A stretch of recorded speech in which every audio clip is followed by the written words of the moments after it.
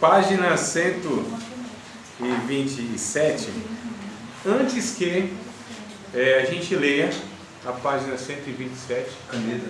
Sim. A página 127, eu quero fazer uma introdução com vocês a respeito.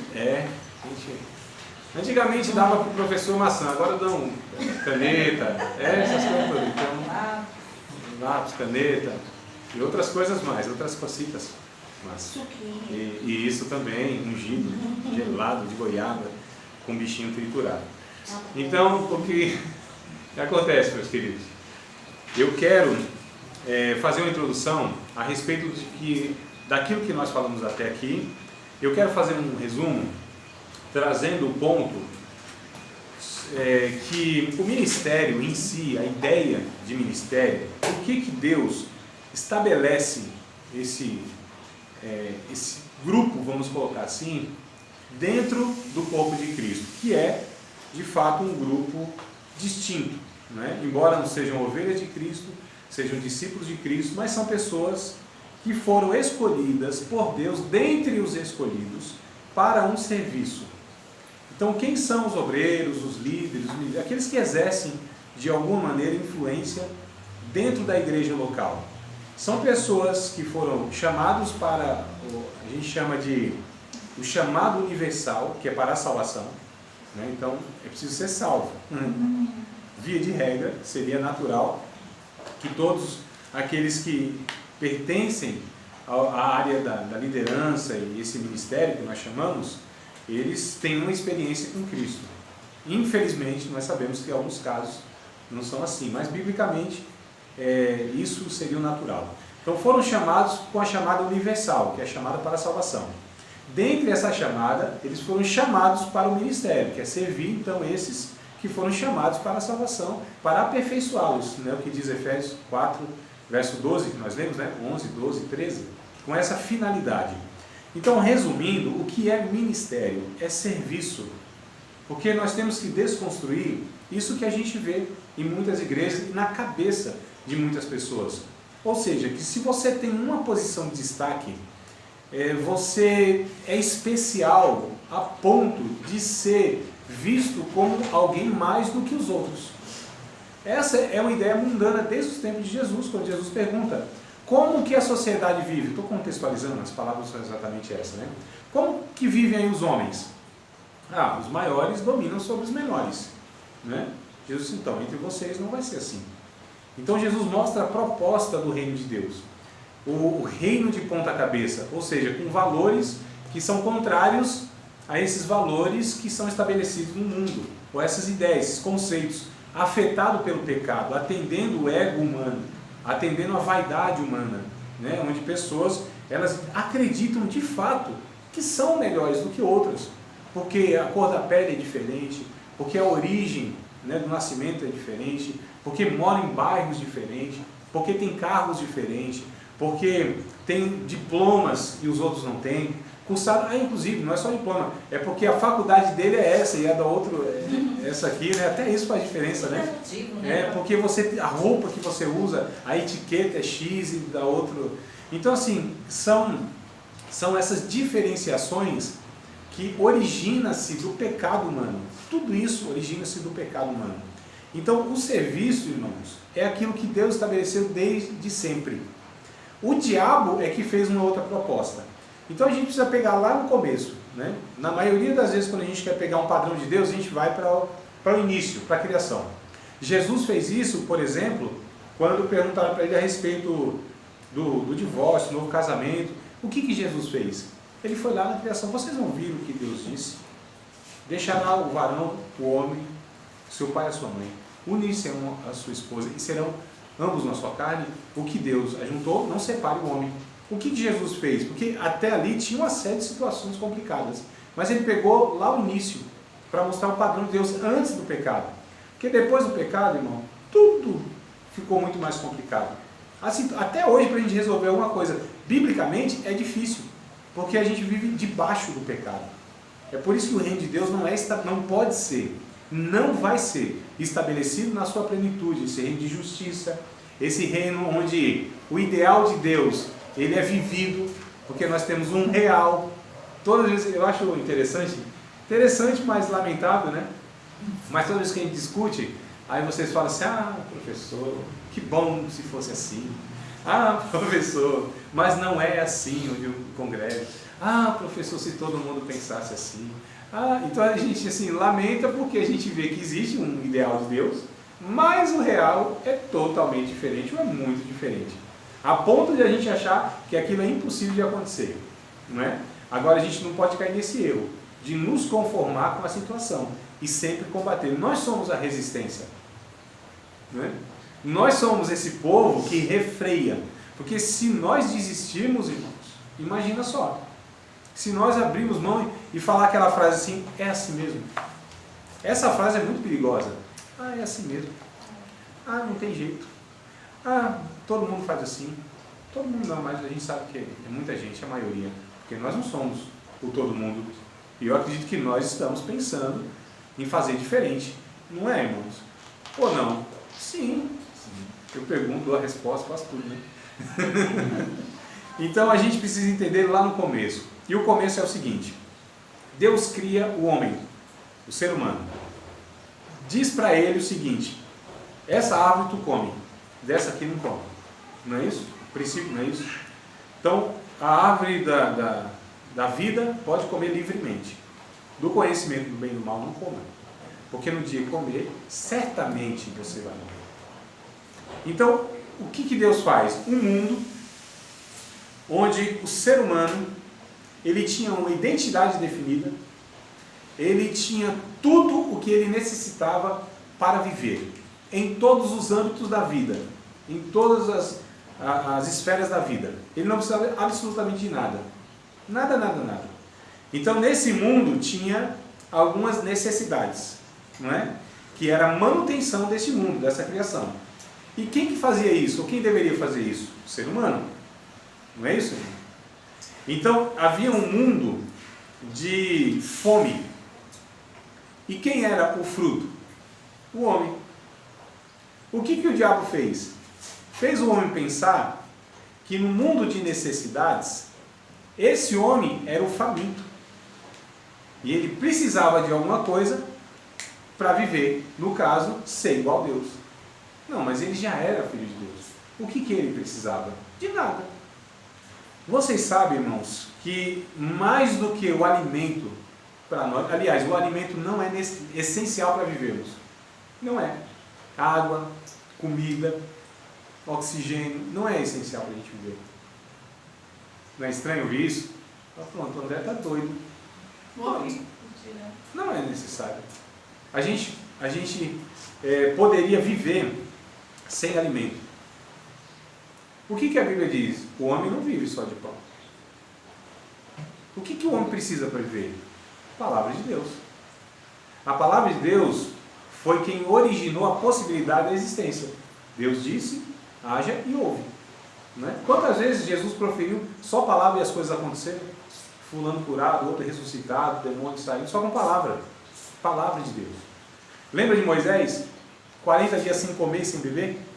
Morreu? Não. Porque quem supria ele? Deus, o próprio Deus. A presença de Deus envolvendo. Deus está mostrando aqui, vocês seres humanos não precisam, isso não é essencial para que vocês vivam. Isso é necessário para que se alimente a parte biológica de vocês. Mas vocês não são a parte biológica apenas, senão vocês se igualam aos animais. Eclesiastes vai dizer isso. Animal e ser humano, biologicamente, é a mesma coisa. A gente está se igualando então aos animais, que a gente precisa de tudo isso? Não, nós precisamos do Criador. Porque nós temos um espírito que os animais não têm. Que a criação não tem. Então esse espírito, ele se origina em Deus, se mantém em Deus. Não é? E aí o diabo disse, não, você só vai ser quando você fizer. Você vai ser igual a Deus quando você comer dessa árvore. E Deus já tinha falado, não, vocês são minha imagem e minha semelhança. Então, no mundo de necessidade, nós somos a providência. A minha pergunta, irmãos, nós como salvos, como discípulos e discípulas de Cristo, o que nós precisamos mais? De Deus. A resposta é essa, vocês estão dando. Nada. O que nós precisamos? Nós já fomos alcançados, irmãos, pelo Evangelho. Nós já somos salvos, nós já temos a vida eterna. Se morrermos hoje, está tudo resolvido, apaziguado com Deus. A minha eternidade está resolvida. Os meus pecados já estão quitados, pagos. Eu não tenho mais nenhuma pendenga, nenhuma pendência, nenhuma dívida com Deus, né? Não tenho. O que eu preciso hoje? Absolutamente nada, irmão. Nada, nada, nada. Eu estou hoje satisfeito, né? Eu fui suprido pelo Espírito Santo, por Deus, em tudo. Jesus nos disse lá no capítulo 6 de Mateus, para a gente não ser ansioso com coisa alguma, porque se Ele cuida dos animais e das plantas que não trabalham, o filho não faz nada. Quanto mais nós. Ele estava falando do que, irmãos? Da existência e da manutenção da existência. Vocês não podem alterar em nada a melanina do cabelo de vocês, mudar a cor do fio. Vocês não podem fazer que vocês fiquem um pouco mais alto nem um pouco mais baixo. Ele está falando do curso da existência. A gente não pode interferir nessas coisas. Mas Deus pode, e Ele faz, e Ele garante isso. Ele diz. Quando nós não temos fé, nos falta fé, aí a gente entra nessa paranoia, nessa loucura. Porque a gente pensa que precisa dessas coisas para ver. Nós não precisamos dessas coisas. Nós precisamos de Deus, nós já temos. Então nós cristãos, estamos na verdade nesse mundo de necessidades, onde nós seríamos o fruto para alcançar as pessoas famintas. Entende? E o diabo fez o contrário. Nós somos essas pessoas necessitadas, que precisamos das bênçãos de Deus, dos frutos de Deus, para sermos alguma coisa e para nos locupletarmos, é isso mesmo, se completar, né? A gente se preencher. A gente não precisa disso. E as igrejas estão cheias de pessoas pensando que são pessoas famintas ainda, querendo migalha, vivendo como mendigos existenciais, pedindo para Deus. A gente vai para a igreja em que sentido muitas vezes? Porque a gente está necessitando de alguma coisa. Quanto mais necessitado, mais você se apega nesse negócio. Aí você vai para a igreja fazer alguma coisa para Deus se agradar, que é para Deus dar a resposta, para te dar uma bênção, para você ficar suprido, não é? A minha pergunta é, quando isso acaba nesse pensamento? Nunca.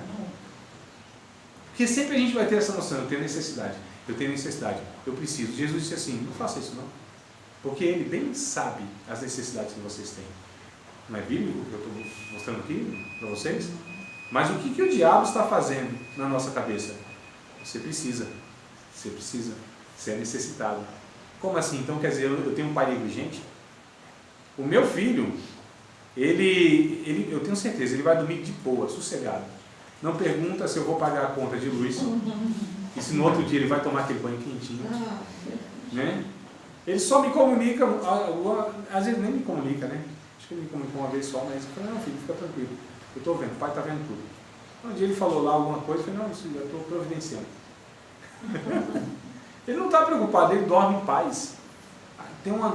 Meu filho nunca perdeu uma noite de sono, preocupado se eu ia conseguir pagar um curso dele, uma aula de violão. Aí volta o que você falou, mas aí, por exemplo, A preocupação é sua. mas aí a gente se preocupa.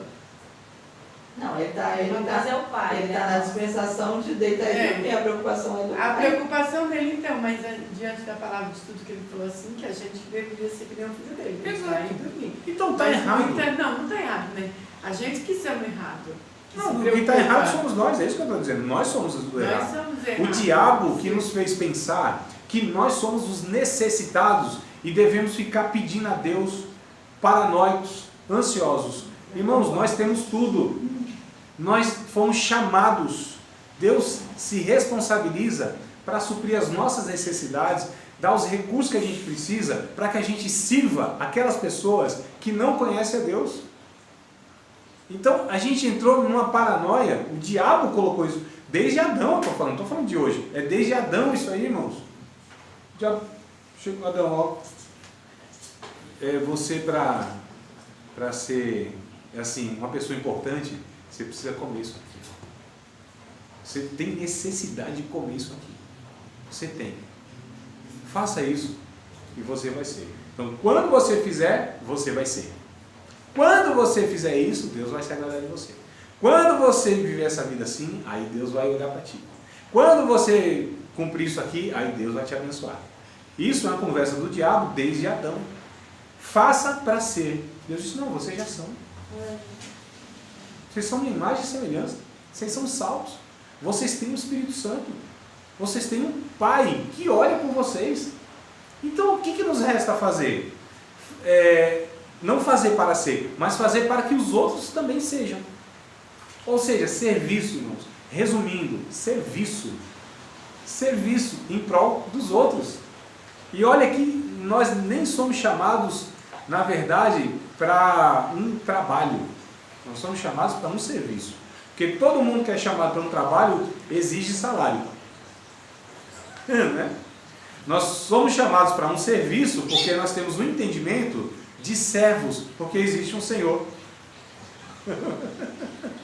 Tem até passarinho por aí, é isso? Passarinho. Ah, foi. Eu falei, nossa. Tá bom. Então, olha que coisa interessante.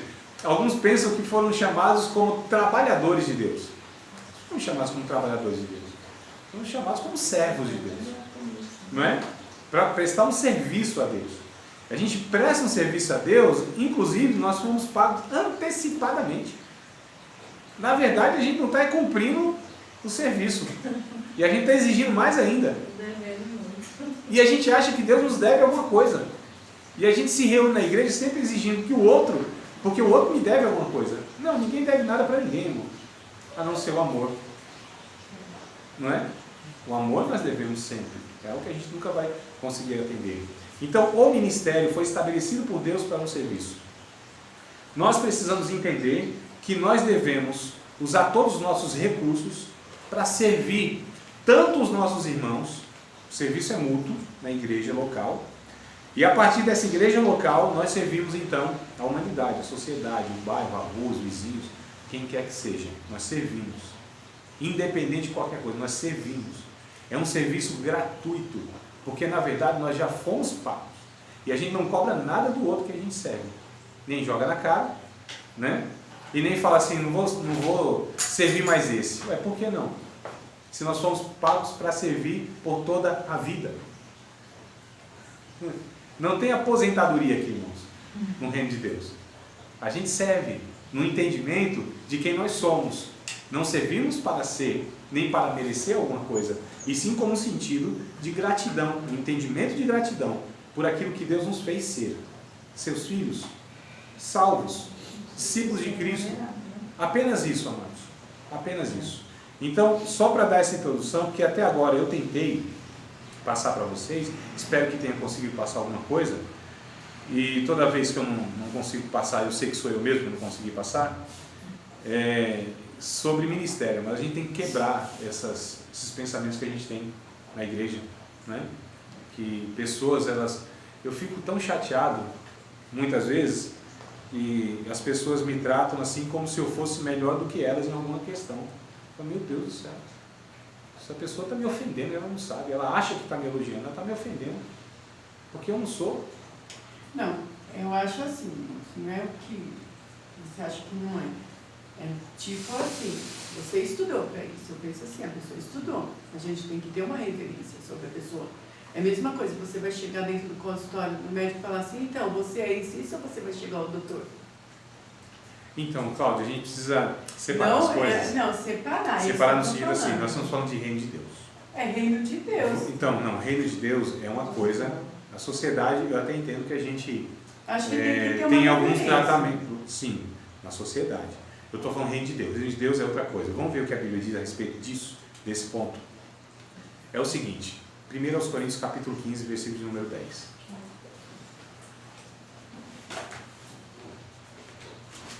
Vai falar sobre os dons. A gente encerrou antes dessa. 1 Coríntios 15, 10? Não, acho que não. Não, é 14 também. É isso, é 14. 15, 10.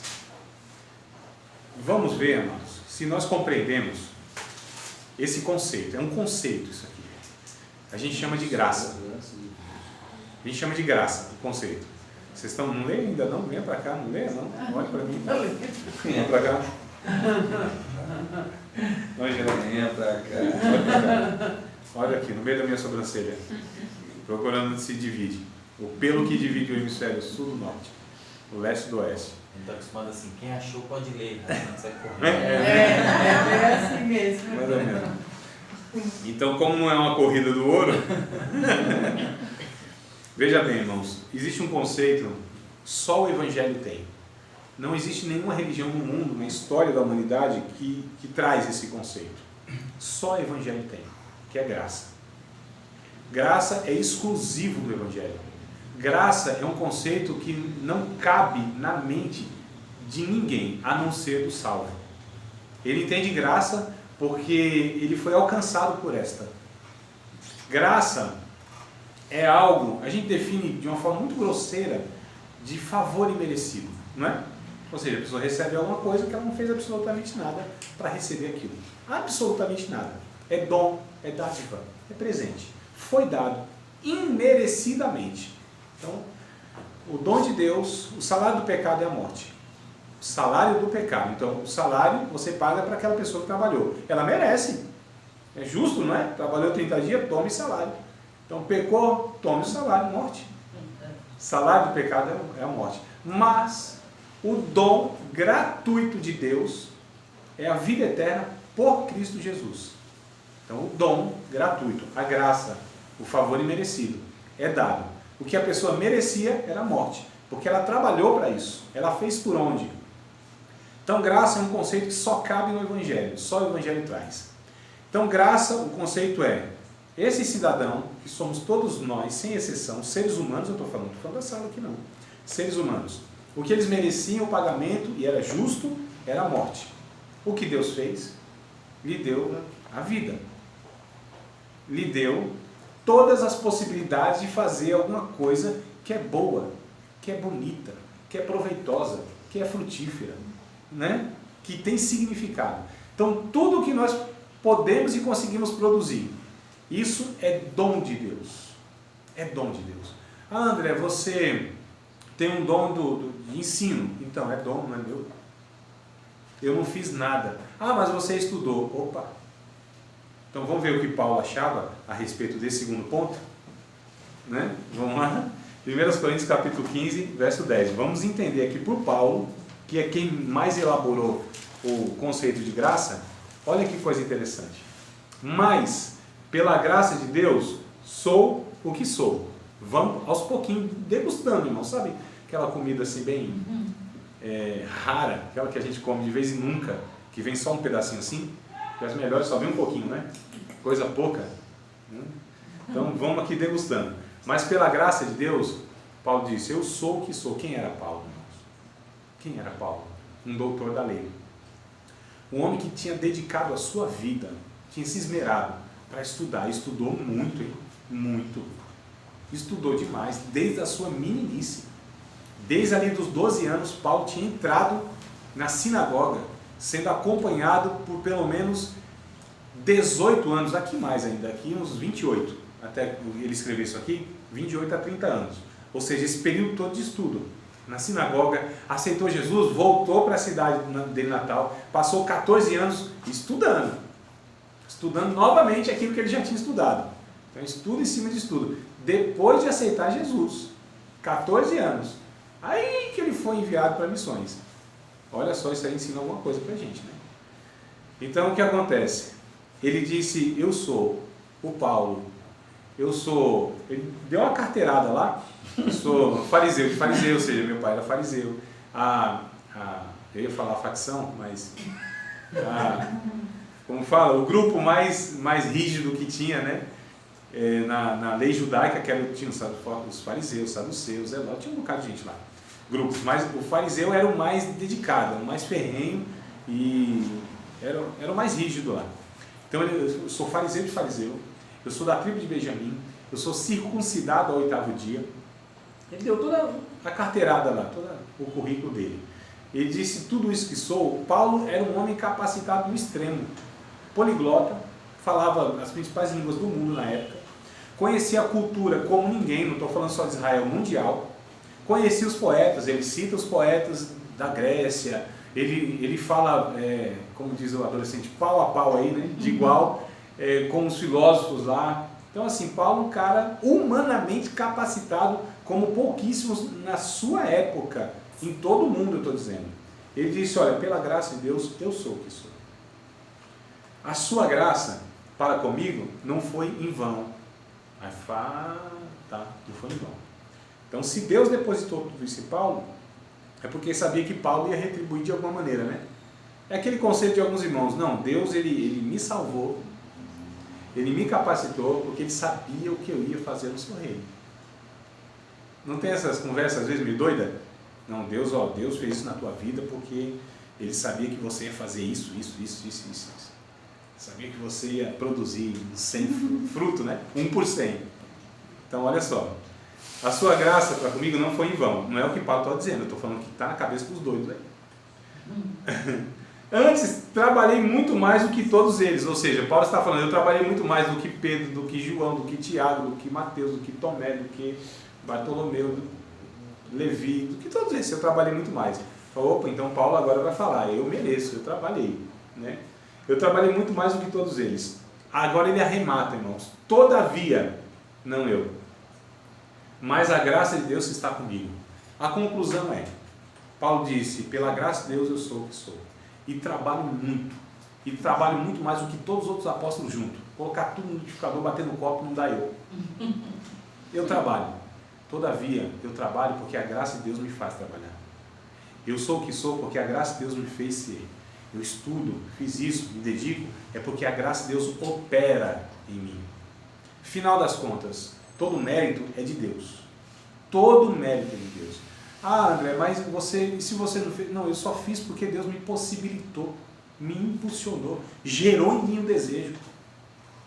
Ele opera tudo em todos, tanto o desejo, o querer, quanto o executar. Então não há mérito, irmãos, não há parte minha, nisso não há.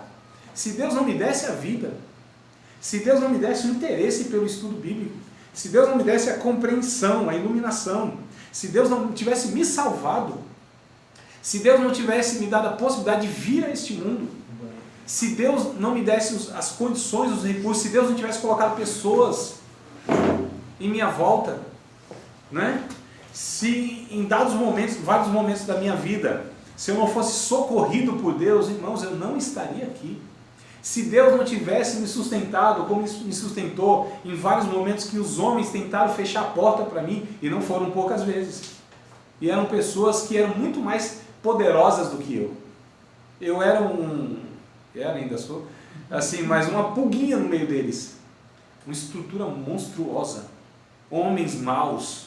Homens que poderiam fazer o que queriam de mim, o que quisessem de mim. Se não fosse Deus intervir na minha história, desde quando eu nasci, a partir de quando eu fui resgatado por Ele, e nesses 20 anos, irmãos, quem seria o André? Eu não estaria aqui. Eu sei do que eu estou falando, vocês não sabem.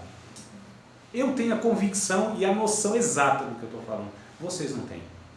Então, se não fosse Deus, então não é falsa humildade, é só conhecimento de mim, da minha história e de quem é Deus. Então a gente precisa quebrar essas questões. A gente precisa honrar as pessoas no sentido de fato, dar graça a Deus pelo dom que essas pessoas são na nossa vida. Aí sim, aí é bíblico, né? Opa, então vamos respeitar o André. O André é nosso professor. Vamos dar graça a Deus pela vida dele. Aí a gente vai, inclusive, para 2 aos Coríntios. Olha que texto interessante. 2 aos Coríntios, capítulo 9, verso 15. Professor, Eu... só enfatizar aqui da graça. Que Paulo diz, mas pela graça de Deus sou o que sou, e a graça que Ele me deu não ficou sem resultado. que não é em vão, é o resultado. Não ficou sem resultado, legal. Olha que legal. Tem mais alguma coisa interessante que é diferente do meu aqui? Pelo contrário, eu tenho trabalhado muito mais do que todos os outros apóstolos. Isso.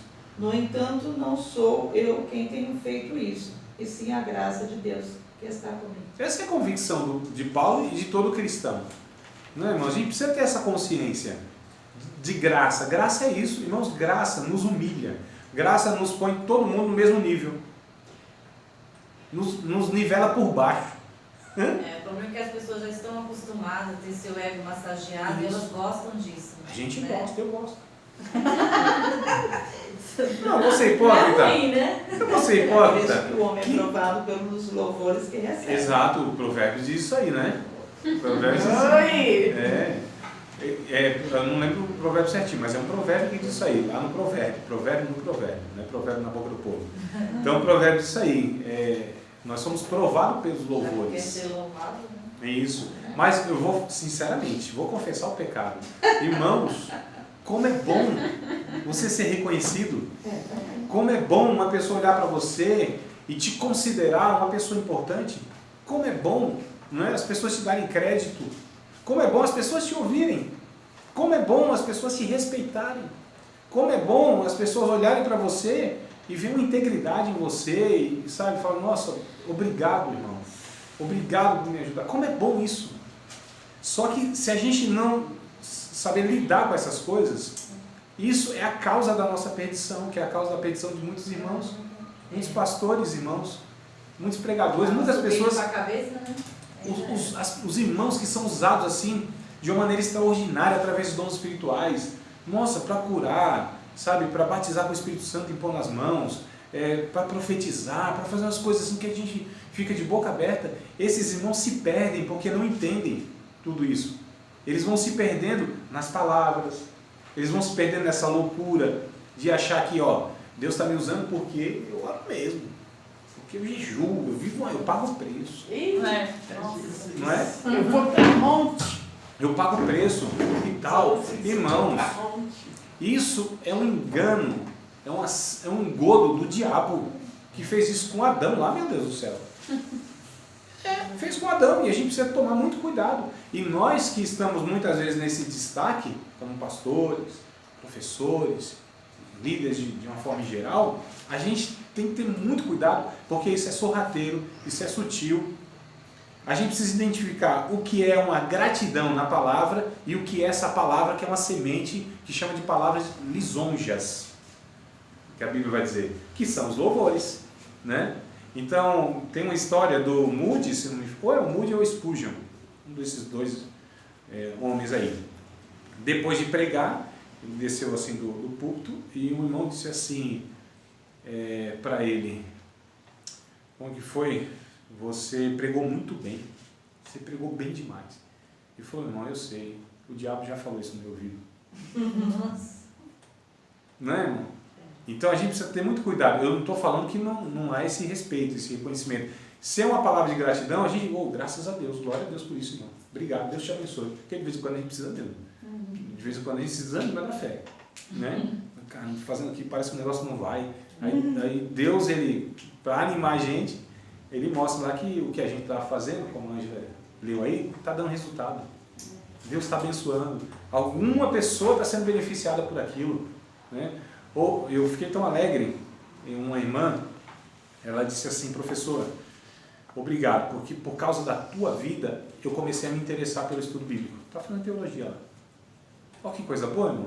Nossa, gerei de alguma maneira assim, eu fui a ferramenta de Deus para estimular essa irmã para que ela se interessasse, que ela visse que é importante o estudo bíblico. Que coisa boa, louvado seja Deus.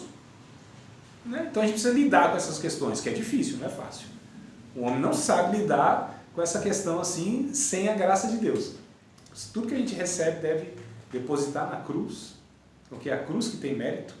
A gente precisa entender quem nós somos, quem éramos e por que somos. Éramos quem? Miseráveis, pecadores. Fomos alcançados pela graça. E aí somos o que somos, como Paulo disse, por causa da graça. E aí a gente trabalha. Por que a gente trabalha? Porque Deus nos dá ânimo, irmão. Graça. Porque, vez por outra, perguntou, André, você já pensou em desistir desse negócio da aula, pregar, aconselhar, discipular? Falei, irmão, você está perguntando só hoje quantas vezes eu quis desistir? Não é? Então, se não é a graça de Deus, meus amados, não tem nenhum que faça o que faça ou que é o que é. Então, o conceito graça é fundamental que a gente entenda, e outro conceito, serviço, para que nós fomos chamados, a gente precisa entender isso muito claramente. Entendeu?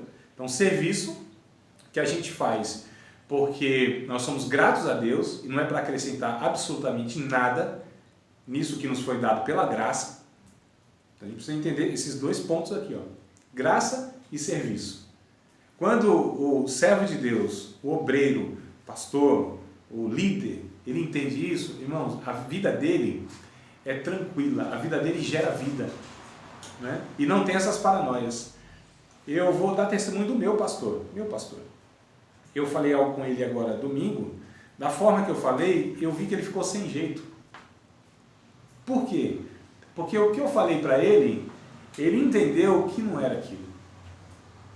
Você talvez não tenha entendido nada, né? É que eu estou vendo aqui uma forma de não expor ele e nem confessar o meu pecado tão grotesco. Então, eu falei alguma coisa assim que ele era melhor do que eu em alguma coisa.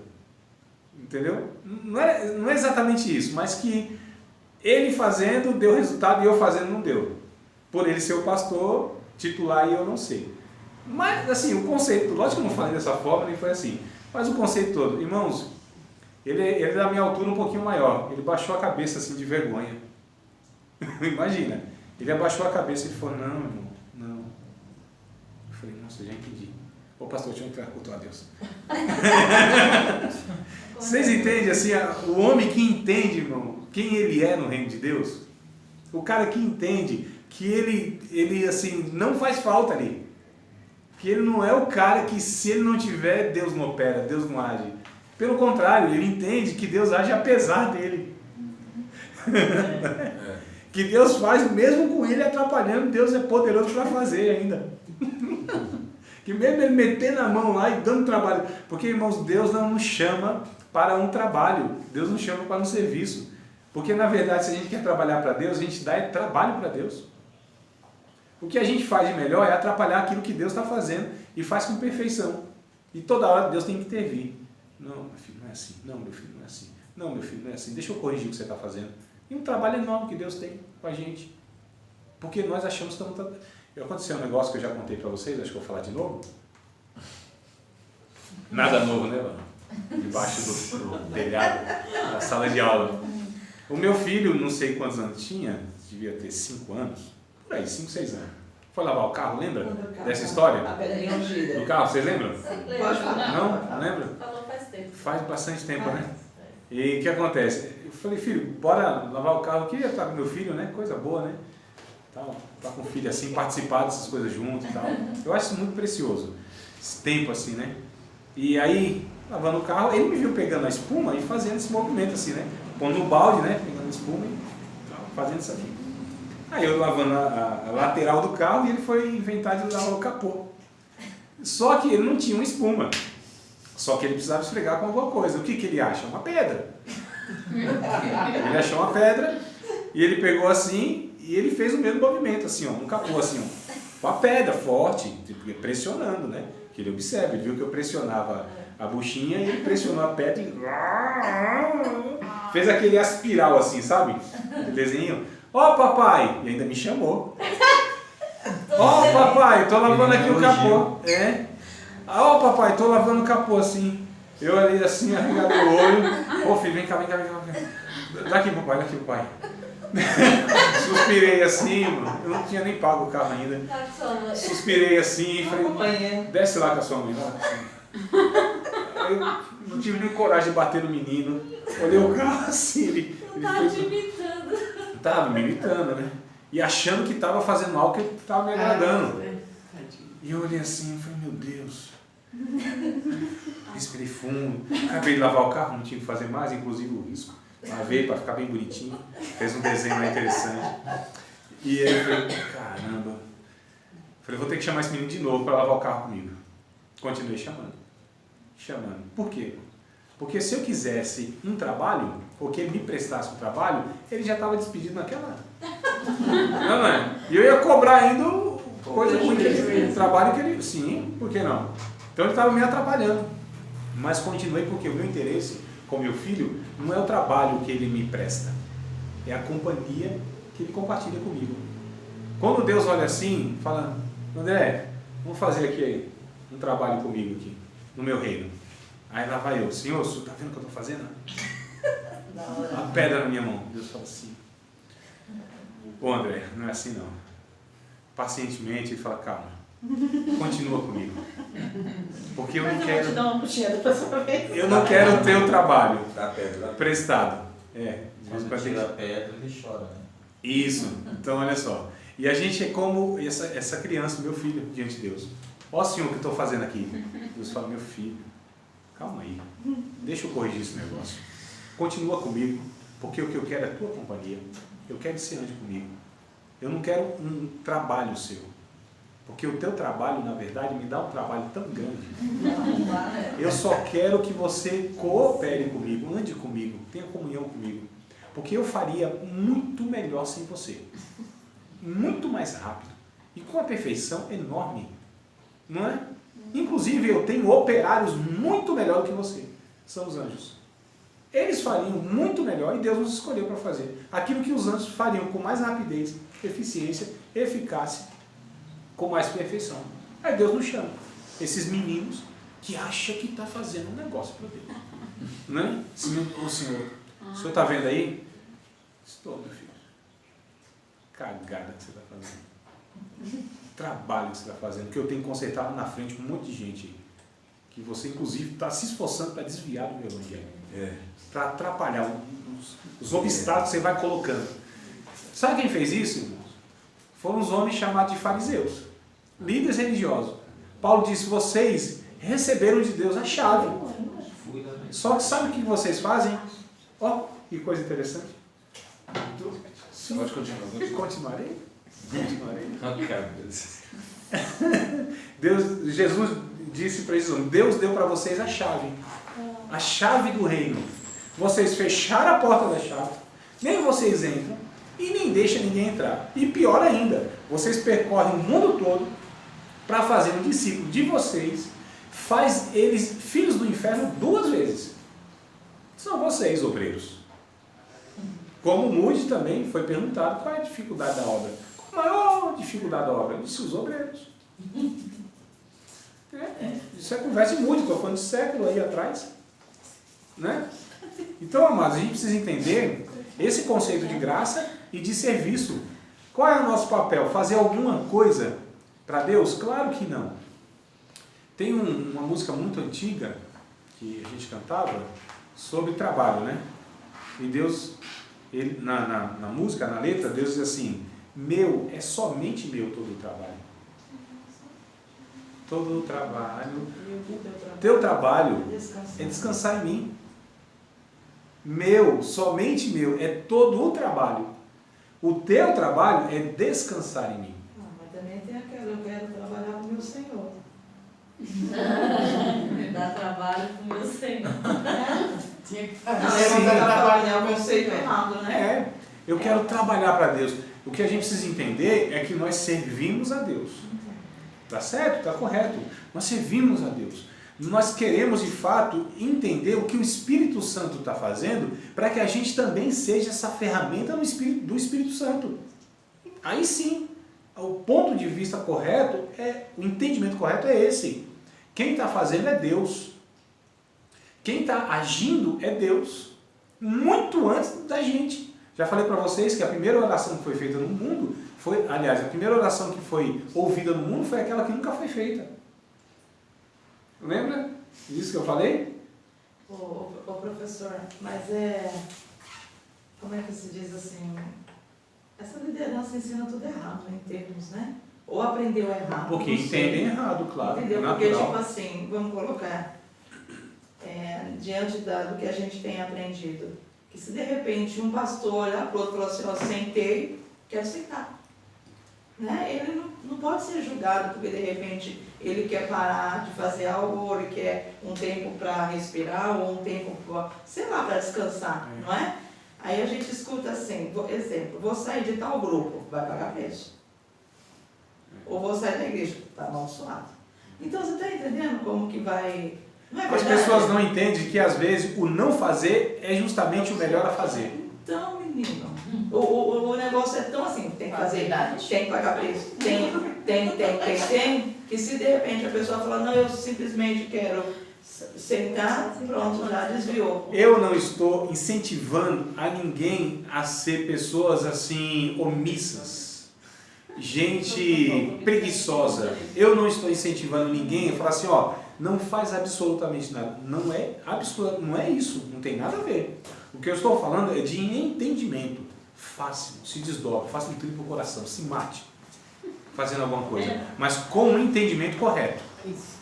E entendendo que tudo que você fizer, se você se perder nisso, não valeu a pena. Não é?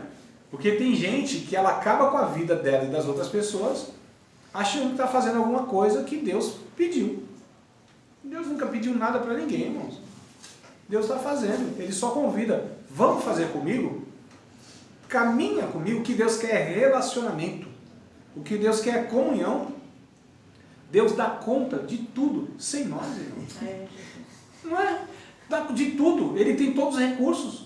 E nós só atrapalhamos, só atrapalhamos. Quanto mais a gente quer fazer, mais Deus tem que corrigir.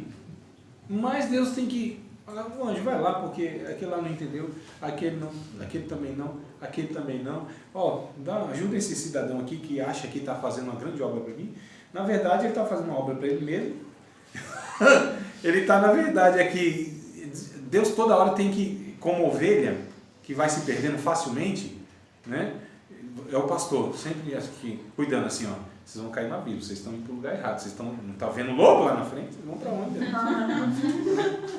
Deus falando, vocês vão para onde, meu eu do céu? Ele não fala meu Deus do céu, meu eu do céu. Vocês vão para onde? Mas ao mesmo tempo, professor, essa liderança cobra por demais os obreiros. Entendeu? Esses obreiros têm que estar todo dia no culto. Tem que subir, tem que descer, tem que ficar vigiando, tem. O nego, não sei se já percebeu, nosso pastor lá, nego, ele sempre fala assim, irmãos, vamos entender o que o Espírito Santo está falando, está fazendo aqui. Não é isso que ele fala? Vamos entender. Ele tem uma frase, uma fala muito interessante, é um pensamento dele de fato. Diz assim, André, já falou várias vezes para mim, André, eu estou preocupado em não atrapalhar o que Deus está fazendo aqui. Eu acho tão interessante, né?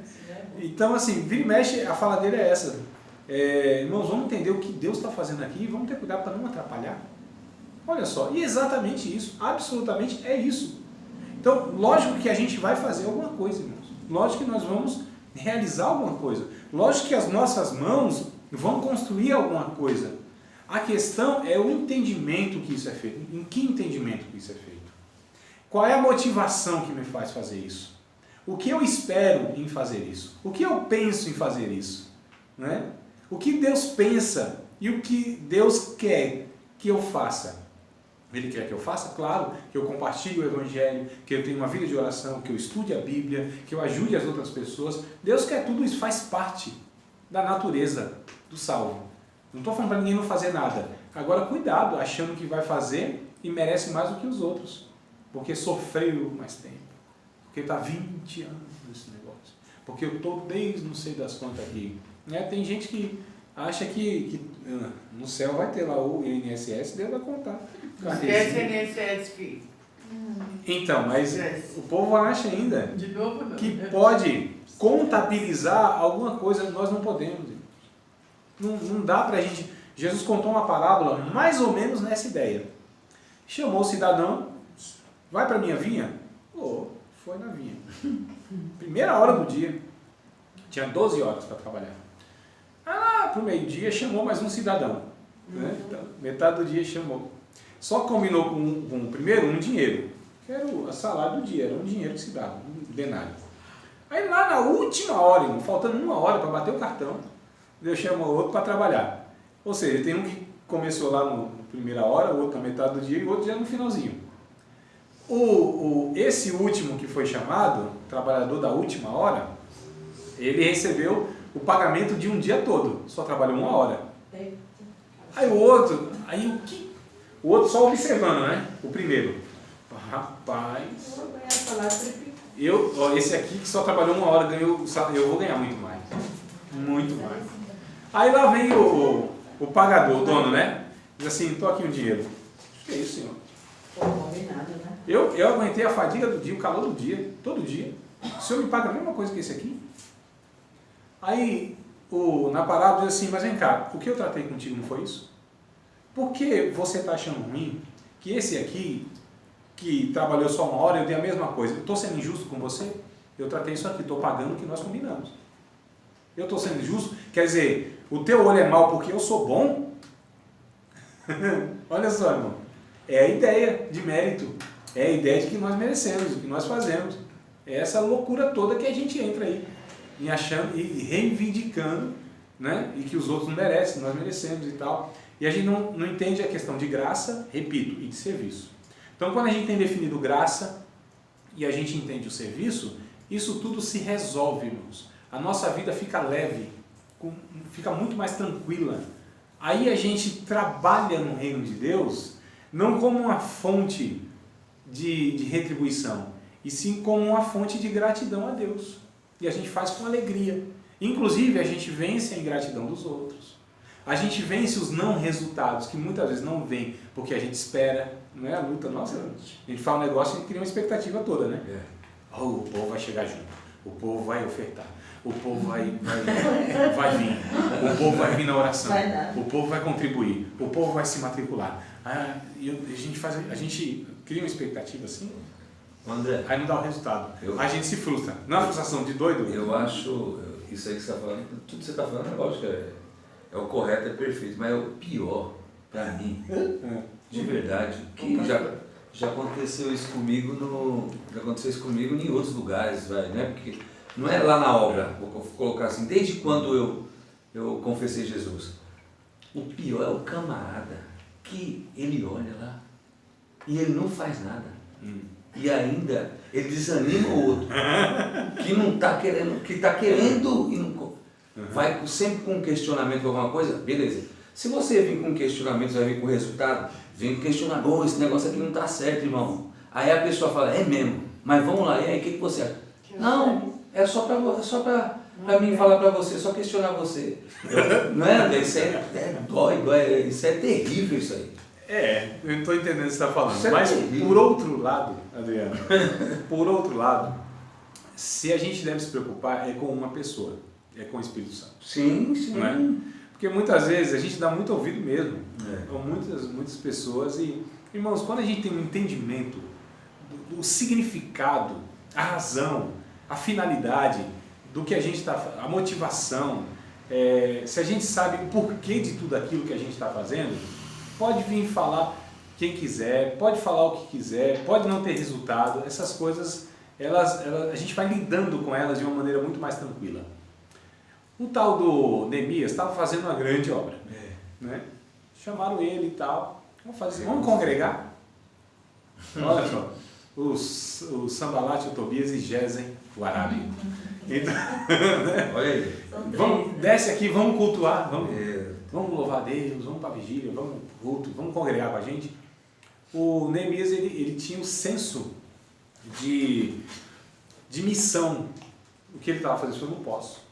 Eu estou numa grande obra, eu não posso parar. Ou seja, não estava dando ouvido para essas pessoas, para esses irmãos, para fazer a obra, para congregar. Eu falei, não. Agora, ao contrário dele, um certo profeta pentecostal, esse era do fogo. Não, esse, olha, se tinha um profeta pentecostal no Antigo Testamento, era o #Elias do fogo. Não, fogo descia ou não descia? O cara falava, tinha crédito com Deus. O céu se abria, um negócio fantástico. Então, ele, segundo a minha palavra, não vai e não ia mesmo. Tal. Aí, ele fez tudo esse negócio, né? Tal, vocês vão ver que existe Deus em Israel, e faz aquela coisa toda que vocês já sabem e tal. E manda matar um monte de gente, lá 850, contabilizando tudo, né? Aí ele disse, pronto, agora o povo vai vir comigo mesmo. Vão colocar no status, no Facebook. #Somos todos Elias. É o que ele esperava. Somos todos Elias. Nós vamos acabar com Jezabel. Ele pensou, ele criou essa expectativa. Aí no outro dia, cadê o povo, irmão? Aí teve uma palavra de Jezabel. Disse, manda dizer para Elias, como ele fez com o meu profeta, eu vou fazer com ele amanhã. Caiu em depressão. Eu não estou exagerando. Caiu em depressão. Em depressão, numa caverna. Se eu não sou melhor que os meus pais, eu quero morrer. E não sei, só eu sou fiel. Só sobrou eu. Aí Deus disse, o choro do crente para Deus. né? Aí Deus disse, meu filho, tem uns 7.000 aí, mais ou menos igual para melhor do que você. 7.000 aí, do mesmo jeitinho. Do mesmo jeitinho que eu poderia usar, tá aí na fila, inclusive. Viu? Você fica nessa conversa aí que Já tem um que vai te substituir. Então levanta esse negócio porque você precisa dar continuidade, que tem outro que vai ir no teu lugar. Vai dar continuidade, vai fazer os milagres duplicados que você fez. 2 vezes mais. Não é? Então, tem o Elias, tinha o Eliseu, que ia operar muito mais do que ele, que Deus ia usar muito mais do que ele.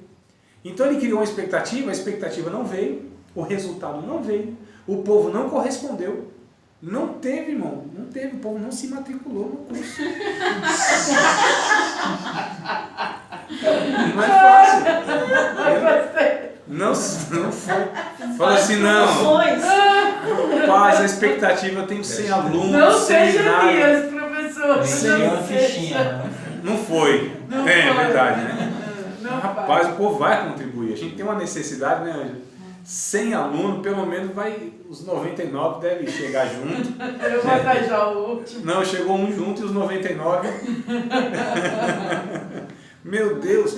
Então, isso, irmãos, é uma realidade que a gente enfrenta desde sempre. A Bíblia vem nos mostrando essas realidades. E a gente precisa estar atento a isso, porque senão a gente vai vivendo mal o Evangelho. A gente vai repassando um Evangelho que não é Evangelho. A gente vai criando um ambiente que não é proposta do reino de Deus. A gente vai assumindo uma identidade que não é nossa identidade como obreiros, como líderes. E a gente vai perpetuando algo que é destrutivo, gera morte, é só para manter, só para fazer a manutenção da religião. Religião nós sabemos fazer como ninguém. Isso aí a gente aprendeu facinho no diabo. Facinho, a gente faz, reproduz religião bem feito, né? Agora evangelho, a gente percebe que não é isso, é muito mais. É muito melhor. Meu Deus do céu, o evangelho, quando a gente vai descobrindo isso, o Espírito Santo vai nos ensinando, vai nos mostrando, mas dá um prazer tão grande, uma alegria tão grande de viver, de servir a Deus, de mostrar para as outras pessoas. Por que talvez os obreiros e os líderes são aqueles que menos ganham gente para Jesus, irmão? Por que talvez os crentes velhos são os mais difíceis de ser engajado na obra?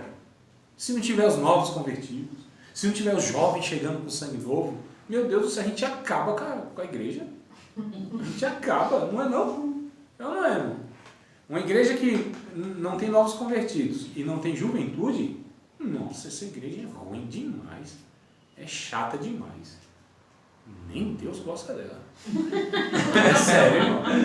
É sério, eles estão lá por conta deles. Vocês vão por conta aí, porque eu sinceramente eu não estou nem gostando aí desse negócio feio que vocês estão chamando de igreja. Ainda coloca meu nome na placa. Meu Deus. É isso. É sério, eu não estou brincando, não, tom de brincadeira, mas é uma realidade. Então a gente precisa entender que o projeto de Deus é algo diferente do que a gente muitas vezes propõe. Então a gente precisa ressignificar tudo isso. A gente precisa entender que o Evangelho é algo perfeito de Deus, é uma proposta saudável de Deus, abençoadora de Deus. O Evangelho, quando é pregado e vivido da maneira que a Bíblia ela propõe, as pessoas não resistem, irmãos.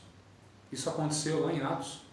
Eles viviam de tal maneira que os que estavam de fora olhavam assim e se maravilhavam. Esse povo diferente, que coisa fantástica. É verdade que um outro não aceitou a Cristo, mas eles reconheciam que aquilo lá era algo que eles nunca tinham presenciado, algo que a humanidade nunca tinha visto, daquela forma não. Agora o que a gente tem hoje, muitas vezes a proposta é mais do mesmo, entendeu? Mais uma religião, mais uma igreja, tem tantas, né? Tem a igreja católica, tem lá o terreninho de Umbanda, tem lá o Hare Krishna, tem lá e tem os evangélicos. Então nós somos colocados como mais uma opção. Mais uma opção, irmãos. Isso é horrível, porque o Evangelho não pretende ser mais uma opção. O Evangelho pretende ser o único caminho, a única verdade, a única vida. O Evangelho pretende ser, e de fato é, o único meio que o ser humano pode se encontrar ou reencontrar em Deus. Então como que a gente está fazendo essa proposta de Deus que é única, que é exclusiva, que é a melhor que existe na humanidade, que isso nem tinha como o homem pensar, o homem nunca pensou em evangelho. O homem sempre pensou em religião. Fazer alguma coisa para ver se alcançava alguma outra coisa. Né? Então só Deus veio da mente de Deus. Isso, evangelho foi gerado na mente da Trindade, irmãos. Isso foi concebido na mente da Trindade. O homem jamais poderia entender essa ideia de Deus, que é dar presente a esses homens dessa maneira. Essa alegria, o homem nunca pôde compreender. O homem sempre tentou fazer alguma coisa, porque também depois ele podia cobrar, né? Então, religião, desde lá do Adão, quando peca. Então, Adão, quando peca, ele já mostrou para que ele veio. Né? Então, Deus chama lá, Adão, tá onde? Se fosse cearense ou macho, tá onde, macho? Ô Senhor, ouvi a tua voz e temi. Mas calma aí, que conversa é essa? Medo de Deus? O que aconteceu? Que essas pessoas têm Deus como sendo aquele que vai pesar a mão, que vai fulminar, que se não fizer isso, Deus logo tora no meio. Quem é que trouxe essa ideia para o Adão? Mas calma aí, tu tá nu? Quem te disse que estava nu? Ah, lá vem o Adão lá, todo, né, desengonçado, com uma folhinha cobrindo. E Deus disse assim, ué, que é isso aí, Adão? Disse, não, folhinha aqui de figueira, eu peguei ali, fiz aqui um short, fiz uma sunga aqui, Uma bermuda. fiz uma sunguinha aqui e tal. Oh, meu filho, não, você não entendeu nada. Isso aí que você está propondo é religião. Você tentou fazer alguma coisa para se apresentar diante de mim? Você não pode, meu filho, você está todo ilusão aí. Isso é obra tua. Olha a ideia do Adão, irmãos. Isso é religião. Deus disse, não. Assim, não. Pegou lá um animal, mata o animal, derrama o sangue do animal, pega a pele do animal e veste o casal. Deus estava mostrando, eu estou tirando uma vida para substituir a tua vida. Eu estou fazendo isso e eu estou te cobrindo. Os profetas vieram escrevendo isso. Isaías, por exemplo, diz que Deus nos cobriu com o seu manto de justiça. Olha que coisa linda. Nos cobriu com o manto de justiça. Nós estávamos nu. Vamos ler o texto de Isaías, que eu acho muito interessante. E aí eu vou discorrendo, inclusive, nessa ideia, só para a gente entender. Irmãos, enquanto nós não entendemos graça e serviço, não vai adiantar a gente tentar fazer absolutamente nada. Eu acho tão interessante esse texto aqui. 64, né? 64. Isaías 64. Eu acho muito interessante esse negócio aqui. 64, verso de número 6. 64 e 6. Quem achou, por favor, leia. Todos nós nos tornamos impuros, todas as nossas boas ações são como trapos sujos, somos como folhas secas, e os nossos pecados, como uma ventania, nos carregam para longe. Isso. Continua? É o 6? 64, 6. É que está diferente, né? É. Mas é isso aí mesmo. Essa é a ideia. Nossas justiças. Justiça é a tentativa de você se fazer inocente, né? Se justificar. Aquilo que você se defende. Então, você tenta se justificar ou se inocentar de uma acusação. Então, nós estávamos no tribunal de Deus como réus, julgados e já condenados. Então, a gente tentou se justificar e fazer alguma coisa. E aí o Isaías diz, nós somos como imundo. Todas as nossas justiças, ou seja, tentativa de nos inocentarmos, elas são como trapos de imundícia. Todos nós caímos como a folha, e as nossas culpas, como o vento, nos arrebatam. Olha que coisa interessante. Aí vem Deus, e ele, é que eu não estou achando aqui, tem um texto, tem o 60, verso de número 3, mas não é exatamente esse não, que vai dizer que Deus nos cobriu com manto de justiça, mas é Isaías também. O 62 também diz, o 61 também diz, é que eu não estou achando exatamente. Mas aqui, olha que coisa interessante, verso 3. A ordenar acerca dos filhos de Sião, que lhes dê ornamento por cinza, óleo de gozo por tristeza, veste de louvor por espírito angustiado, a fim de que se chame árvores de justiça, ou seja, que produzam, né? Que produzam a justiça. Isso aqui, na verdade, é o trecho que Jesus prega lá na sinagoga em Mateus capítulo 4, quando ele entra lá e diz que ele veio para isso. Pregar boas novas mansas, restaurar os contos de coração, liberdade aos pés, aquela coisa toda. O capítulo 62, ó, aí na mesma página talvez, né, na Bíblia de vocês, ou na página seguinte: por amor de Sião me não calarei, por amor de Jerusalém me não aquietarei, até que saia a sua justiça como um resplendor e a sua salvação como uma tocha acesa. Se a gente, o verso 2, por exemplo, ó, e as nações verão a tua justiça e todos eles a tua glória, e chamar-te-ão por um nome novo que a boca do Senhor nomeará. A gente lê Isaías, a gente vê essas declarações do profeta, Deus dizendo: eu sou o Deus que te justifica. Inclusive o 53 é o próprio Rei de Justiça, Jesus, que viria e faria tudo o que devia ser feito, para inclusive aplacar a ira de Deus e propiciar o homem novamente na comunhão com Deus. Então religião é o que Adão mostrou lá que estava disposto a fazer. Em Gênesis a gente vê 3 ocasiões: a primeira em Adão, a segunda em Abel, a terceira em José. Então a primeira em Adão, nós já falamos, essa tentativa de fazer alguma coisa para se mostrar diante de Deus como alguém coberto, né? Mostrar suas vergonhas. O Abel e o Caim, eles tiveram ali um culto a Deus. Os dois foram cultuar a Deus. Um foi numa intenção correta e outro numa intenção incorreta. Um tentou se justificar e mostrar e levar para Deus uma oferta que era fruto do seu trabalho, não é? Fruto da sua lavoura. Deus disse: não, meu filho, não entendeu nada. Eu não estou nem te aceitando, nem muito menos o que você traz para mim, como fruto do seu trabalho. Então rejeita a Caim e sua oferta. Porque a oferta de Caim não interessava em nada a Deus. Porque o Caim não tinha entendido quem era Deus, quem era ele e o que era esse negócio de culto. Qualquer semelhança não é mera coincidência. Ele não entende o que é culto, irmão. A gente está igual Caim, tentando levar alguma coisa que vem aqui para oferecer a Deus alguma coisa. O que a gente pode oferecer a Deus? Olhe para mim. O que a gente tem assim para dar para Deus que ele não tem ou que ele tenha falta? O rei Davi, ele tinha essa plena consciência: Senhor, eu estou dando para o Senhor aquilo que das tuas mãos eu recebi. Então eu posso até tentar devolver alguma coisa que é de Deus. Porque tudo é de Deus e tudo ele me deu.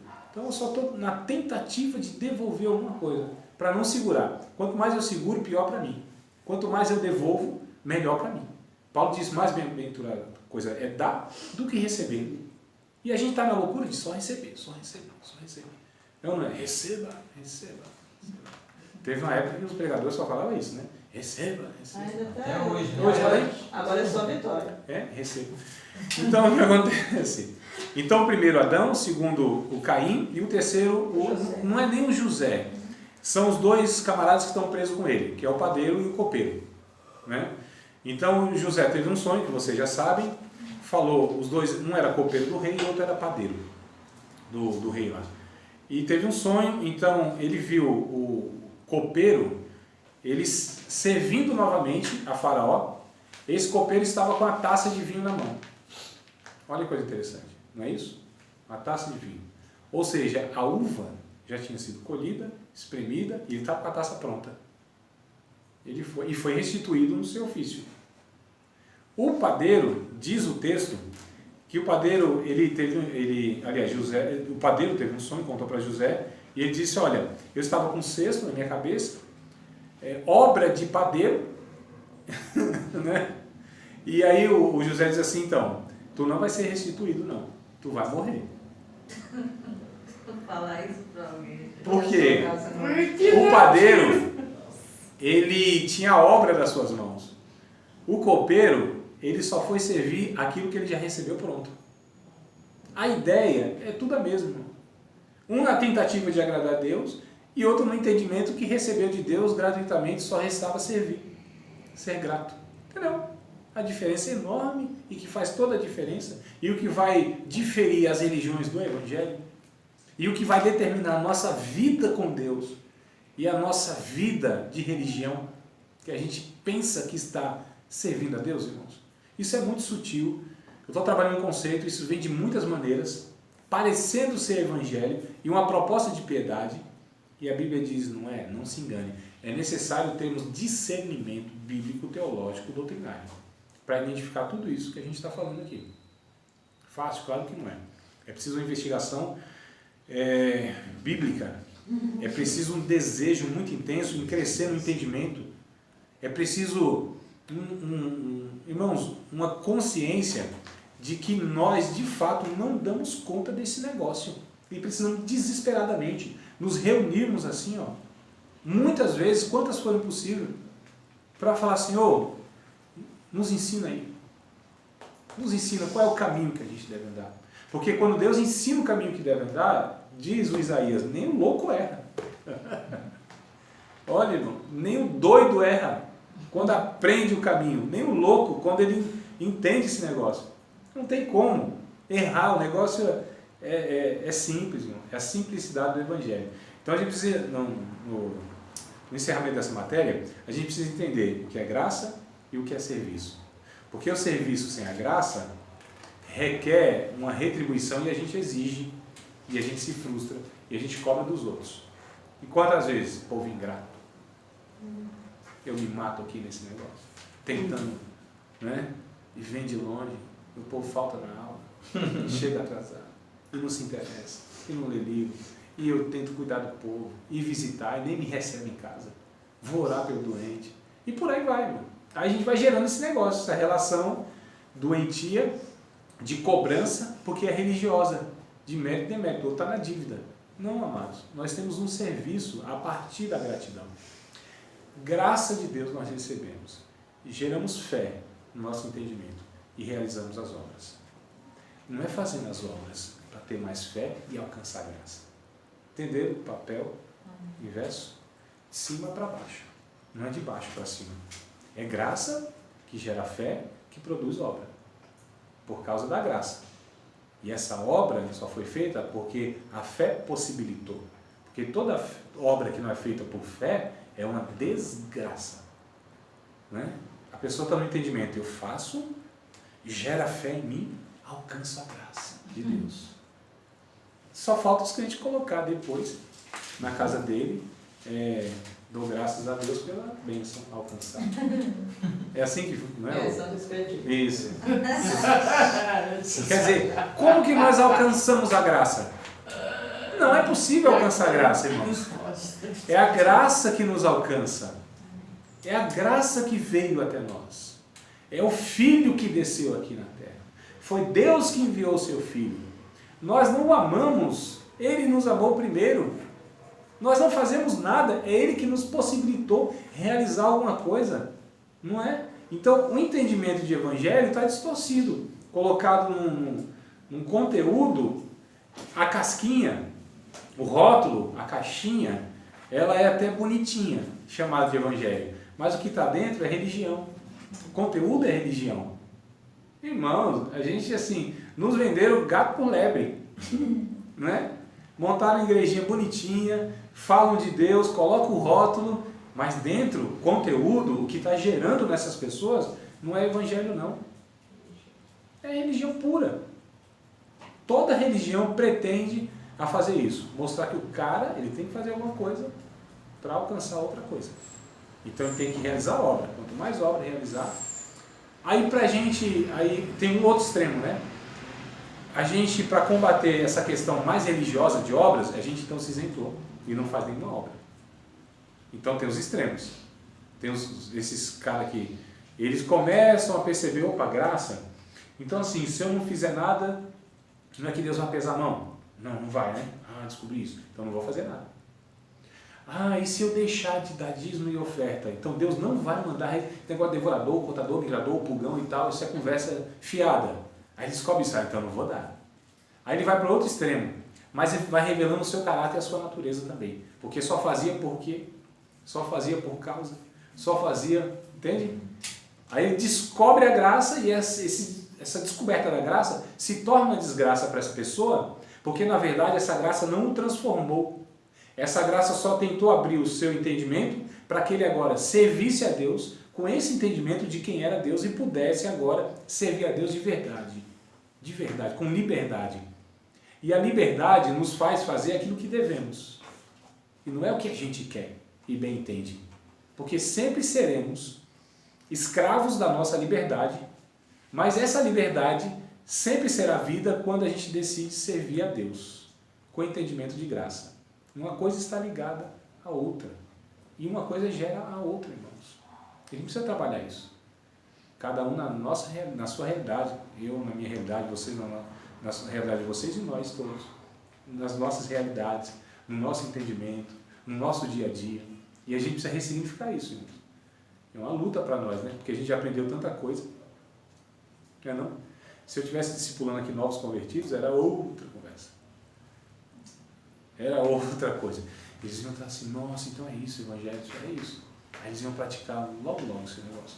Mas nós fomos tão intoxicados, contaminados, né? Está impregnado ainda na nossa mente. E a gente custa, irmão, entender, rapaz, será que é isso? A gente fala, não, é isso mesmo, mas a prática a gente ainda não consegue, às vezes, empenhar esse negócio, não é? Então, a minha oração é que Deus tenha misericórdia de todos nós.